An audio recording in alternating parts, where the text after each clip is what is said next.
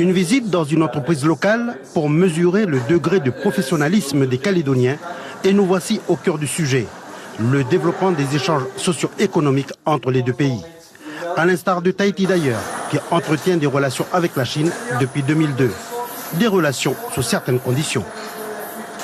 Par rapport à Tahiti, par exemple, nous avons 3 lignes rouges sur lesquelles nous ne voulons pas discuter. Le premier point, c'est on ne vend pas nos terres.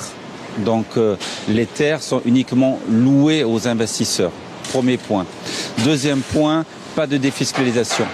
Nous pensons que la défiscalisation doit être, surtout avec les budgets qui rétrécissent, etc., doivent être orientés vraiment vers des sociétés polynésiennes ou locales.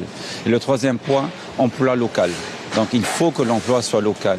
Et si nous n'avons pas les cadres qu'il faut pour faire fonctionner ce que vous voulez mettre en place, ben formez-les.